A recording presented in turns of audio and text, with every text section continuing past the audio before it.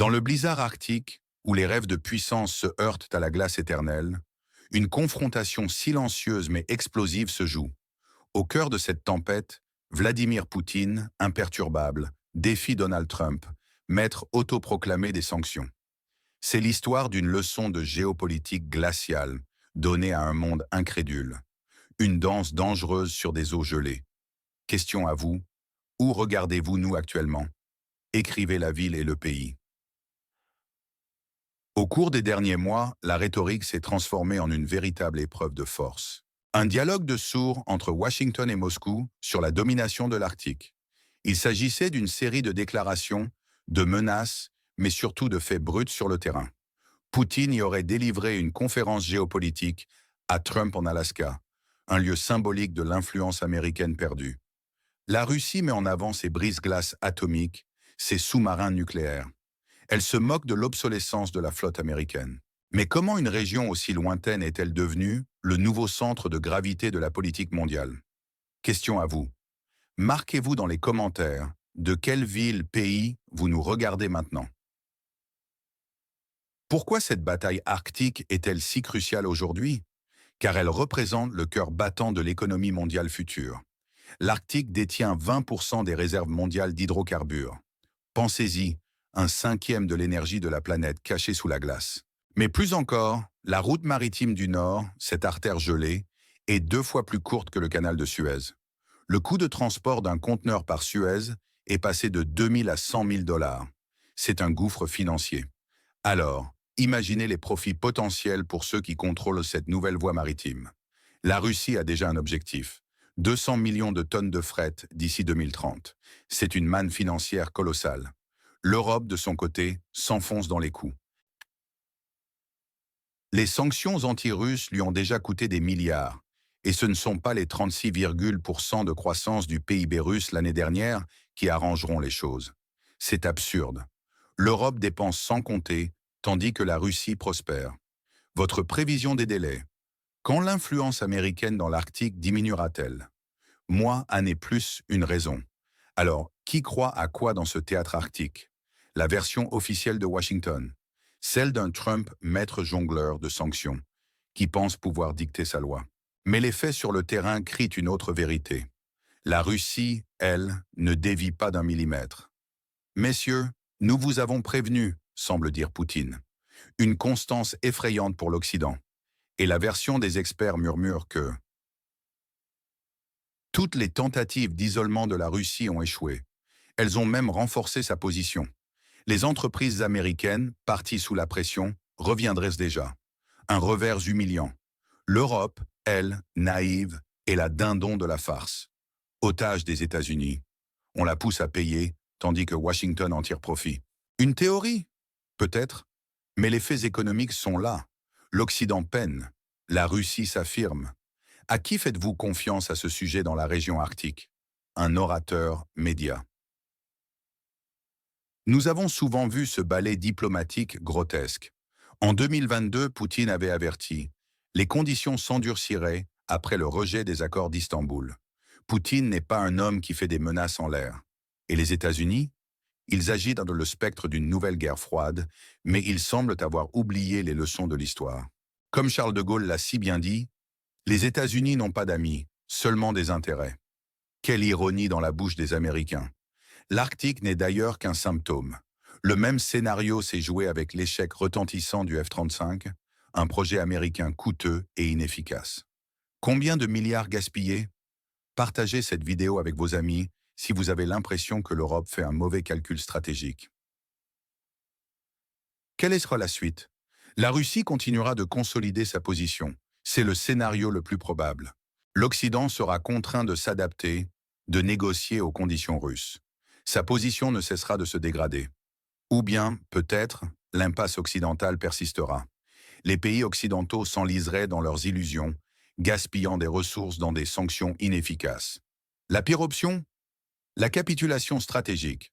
L'Occident reconnaîtra sa défaite, cédant aux exigences russes. Il perdra prestige et influence.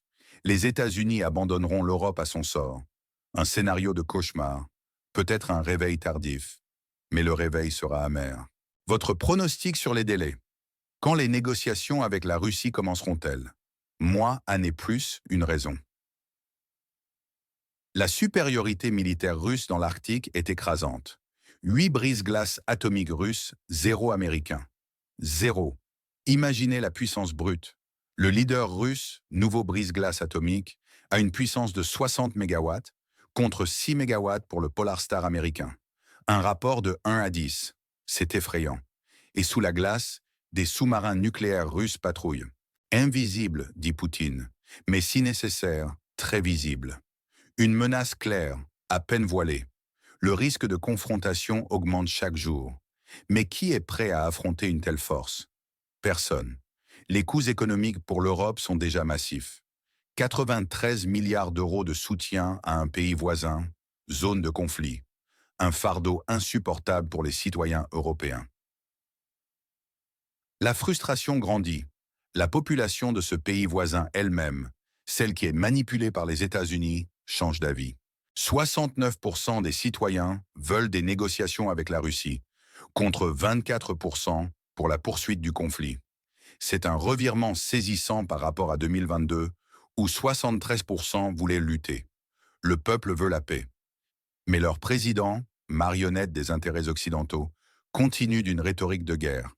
Un personnage de stand-up tragique, en proie à la schizophrénie politique, perdant le soutien de sa population. Où se trouve la ligne rouge entre la politique américaine et les intérêts européens? Une suggestion.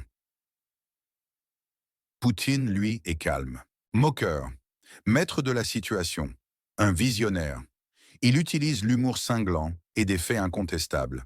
Une leçon glaciale pour un Occident aveuglé par sa propre arrogance. Les entreprises occidentales, parties en déroute, regardent déjà pour revenir. Les sanctions n'ont pas fonctionné. Elles ont puni l'Europe, pas la Russie. L'ironie est amère. Le triomphe russe semble inévitable. Pensez-y, l'Occident paie ses erreurs, tandis que Poutine sourit. Il dicte sa loi. Est-ce un échec de la diplomatie occidentale ou simplement une confirmation de la réelle politique russe? Qui gagne et qui perd dans ce grand jeu géopolitique? La Russie, la Chine, les gagnants. Les États-Unis, l'Europe, ce pays voisin, les perdants. Les États-Unis perdent leur crédibilité. L'Europe est en crise économique et sociale. Ce pays voisin perd ses territoires et sa souveraineté. L'Occident est divisé, ses élites sont découragées. La Russie, elle, est unie, déterminée. C'est une histoire de puissance, de cynisme et de leadership. Est-ce la fin de l'hégémonie occidentale? L'Arctique nous donne déjà la réponse. Et vous, croyez-vous à ce déclin? Laissez votre opinion dans les commentaires. Abonnez-vous à notre chaîne pour ne rien manquer de ces analyses percutantes. Activez la petite cloche pour recevoir les notifications. Et si ce contenu vous a éclairé, partagez-le. Il est temps que chacun comprenne les enjeux réels.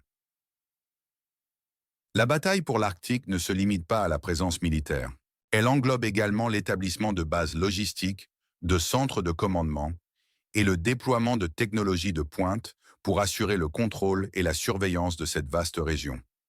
La Russie a modernisé ses ports du Nord, comme Mourmansk et Arkhangelsk, en y installant des infrastructures capables de gérer l'accroissement du trafic maritime. Des stations radars de nouvelle génération et des systèmes de défense antimissiles S-400 ont été mis en place pour protéger ces nouvelles routes et les ressources stratégiques.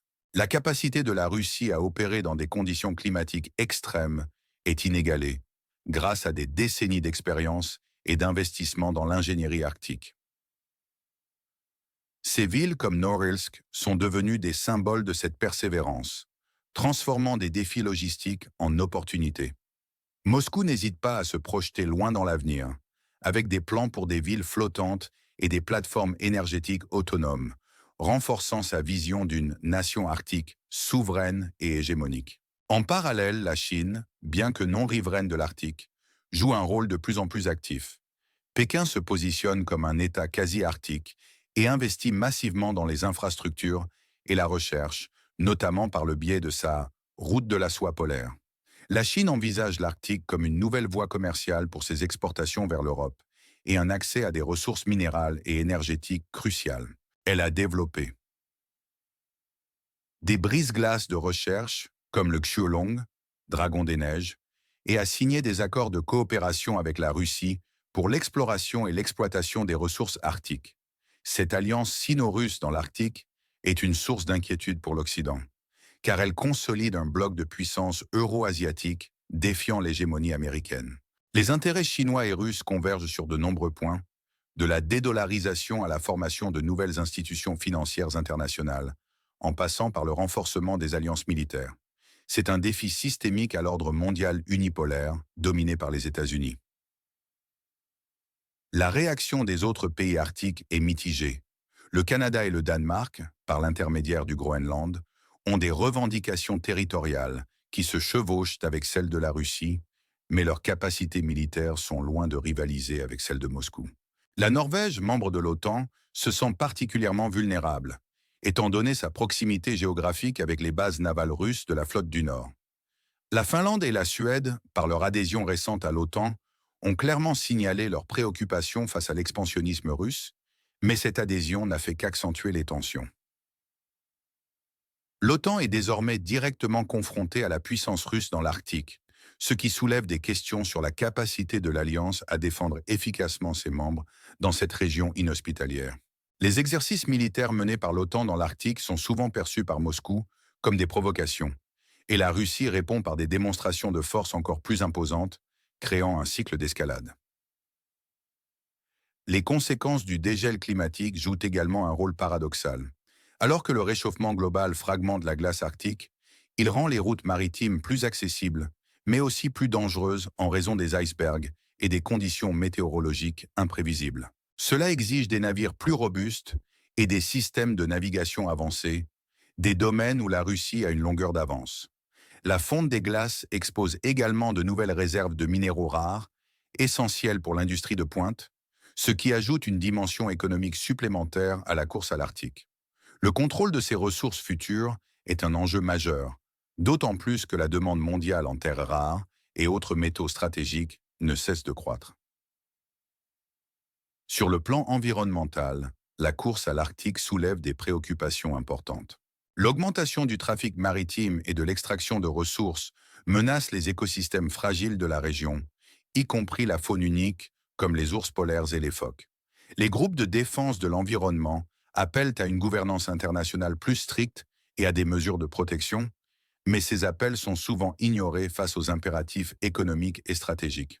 La Russie, en particulier, a été critiquée pour ses pratiques environnementales, mais elle rétorque que ses investissements dans les technologies propres et les mesures de mitigation sont importants, bien que les preuves soient souvent sujettes à débat. La diplomatie internationale est en panne. Le Conseil de l'Arctique, l'unique forum intergouvernemental de coopération dans la région, est devenu largement inefficace depuis le début du conflit en Ukraine. Les pays occidentaux ont suspendu leur participation, laissant la Russie isolée, mais déterminée à poursuivre ses objectifs. Cette paralysie diplomatique risque d'entraîner une course aux armements dans la région, augmentant le risque d'incidents et de confrontations. La rupture du dialogue est particulièrement dangereuse dans une région aussi sensible, où un simple malentendu pourrait avoir des conséquences désastreuses. L'échec de la politique occidentale en Arctique est symptomatique d'une stratégie globale incohérente. L'Europe, dépendante de l'énergie russe pour une grande partie de son approvisionnement, s'est tiré une balle dans le pied en imposant des sanctions qui l'ont davantage affaibli que la Russie. La tentative de diversifier ses sources d'énergie, notamment par l'achat de gaz liquéfié américain, s'est avérée coûteuse et énergivore, sans réellement atténuer sa dépendance. De l'autre côté, l'inflation galopante, la crise énergétique et la désindustrialisation sont devenues des réalités quotidiennes pour les citoyens européens, qui voient leur pouvoir d'achat s'éroder et leur avenir incertain. Pendant ce temps, la Russie a réorienté ses exportations d'énergie vers l'Asie, notamment la Chine et l'Inde, trouvant de nouveaux marchés et renforçant ses liens économiques avec l'Orient. Cette reconfiguration des flux énergétiques mondiaux est un signe clair du déclin de l'influence européenne et du déplacement du centre de gravité économique vers l'Est. Les États-Unis, quant à eux, semblent avoir sous-estimé la résilience de l'économie russe et la détermination de Poutine. Le recours systématique aux sanctions est devenu une arme émoussée, dont l'efficacité est de plus en plus contestée. Non seulement les sanctions n'ont pas provoqué l'effondrement de la Russie, mais elles l'ont poussé à accélérer son développement de capacités endogènes et à renforcer ses partenariats avec des puissances non occidentales. Les entreprises russes ont appris à contourner les restrictions, à développer des technologies alternatives et à s'adapter aux nouvelles réalités géopolitiques. L'ère de la domination technologique et économique occidentale est en train de toucher à sa fin. Le discours de Poutine, souvent qualifié de conférence géopolitique, est un mélange de pragmatisme et de cynisme, de vision à long terme et de calcul opportuniste. Il ne cesse de rappeler à l'Occident les leçons de l'histoire, la fragilité de sa démocratie libérale et l'hypocrisie de ses valeurs. Pour Poutine, le temps est un allié. Il est prêt à attendre que l'Occident s'épuise dans ses propres contradictions, tandis que la Russie renforce sa position sur la scène mondiale. Sa stratégie est celle du joueur d'échecs, anticipant plusieurs coups à l'avance, tandis que l'Occident réagit coup par coup, souvent en retard. L'échec de l'Occident se manifeste aussi par sa capacité à maintenir une cohésion interne. Les divisions se multiplient entre les États-Unis et l'Europe, entre les pays européens eux-mêmes et au sein de chaque nation. Les mouvements populistes gagnent du terrain, remettant en question les politiques des élites et dénonçant leur déconnexion avec les préoccupations des citoyens. Les manifestations contre l'inflation, contre les sanctions et contre la guerre se multiplient, signe d'un malaise profond au sein des sociétés occidentales.